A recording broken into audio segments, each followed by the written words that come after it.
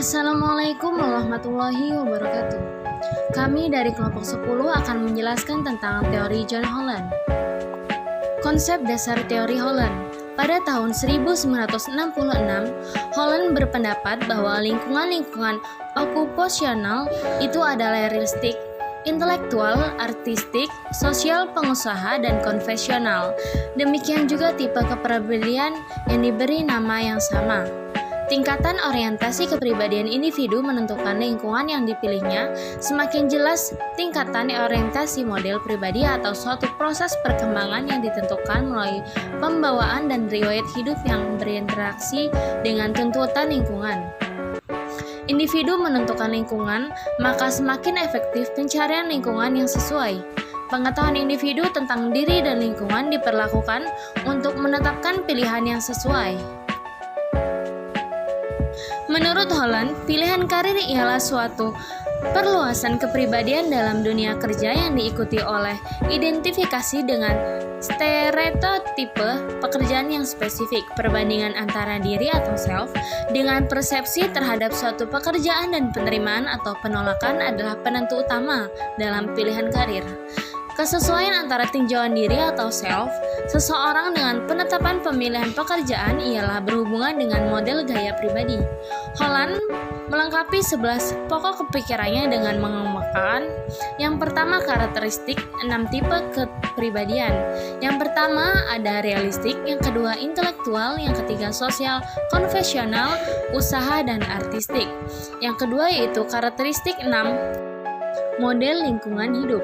Yang pertama ada realistik, yang kedua intelektual, yang ketiga sosial, yang keempat konvensional, yang kelima usaha, dan yang terakhir adalah artistik. Selanjutnya yaitu tipe-tipe kepribadian menurut Holland. Yang pertama realistik. Realistik yaitu tipe model ini bersifat jantan, kuat jasmani, tidak sosial, agresif, mempunyai kecakapan dan koordinasi motorik yang baik, kurang memiliki kecapakan verbal dan hubungan antar pribadi. Yang kedua yaitu intelektual.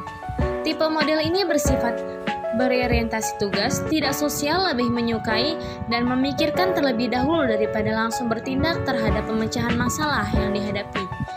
Membutuhkan pemahaman, menyenangi tugas-tugas pekerjaan yang kabur sifatnya, dan memiliki nilai-nilai dan sikap tidak konvensional. Yang ketiga yaitu sosial. Tipe model ini bersifat sosial, bertanggung jawab, kewanitaan, kemanusiaan, dan keagamaan, membutuhkan perhatian, memiliki kecakapan verbal dan hubungan antar pribadi, menghindari pemecahan masalah secara intelektual, aktivitas fisik, dan kegiatan-kegiatan yang sangat teratur rapi, menyukai pemecahan masalah melalui perasaan dan pemanfaatan hubungan antar pribadi. Yang keempat adalah konvensional. Tipe model ini menyenangi bahasa yang tersusun baik dan kegiatan yang berhubungan dengan angka, konformis, menghindari situasi yang kabur dan masalah-masalah yang melibatkan hubungan antar pribadi dan kecakapan fisik, mengerjakan secara efektif terhadap tugas pekerjaan tersusun baik, mengidentifikasi dirinya dengan kekuasaan, memberikan nilai yang tinggi atas status dan kekayaan materi. Kelima yaitu usaha. Tipe model ini memiliki kecakapan lisan untuk berjualan, menguasai dan menggiring, menganggap dirinya sebagai orang kuat, menghindari diri dari penggunaan bahasa yang memerlukan intelektual dalam jangka waktu yang lama, mudah menyesuaikan diri. Berbeda dengan tipe konvensional, tipe ini menyukai tugas-tugas sosial yang kabur. Dia memiliki perhatian yang besar terhadap kekuasaan, status kepemimpinan, dan bertindak agresif dalam bentuk lisan. Seterusnya yaitu artistik. Tipe model ini bersifat tidak sosial, menghindari masalah yang sudah dapat tersusun atau memerlukan kecakapan fisik yang besar, serupa dengan tipe intelektual, suka menyukai diri dan tidak sosial. Materi yang selanjutnya yaitu model lingkungan menurut teori Holland.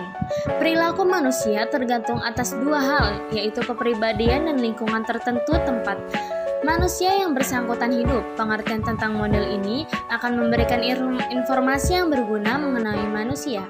Tetapi informasi ini tidak akan memadai apabila kita tidak dapat merumuskan ciri-ciri lingkungan maupun manusianya. Oleh karena itu, untuk melengkapi tipe-tipe model kepribadian, Holland menyampaikan 6 model lingkungan yang menandai lingkungan fisik dan sosial yang sama dalam budaya Amerika. Lingkungan model selalu sesuai dengan tipe kepribadian, karena itu setiap tipe kepribadian berbeda dalam lingkungan yang berkaitan.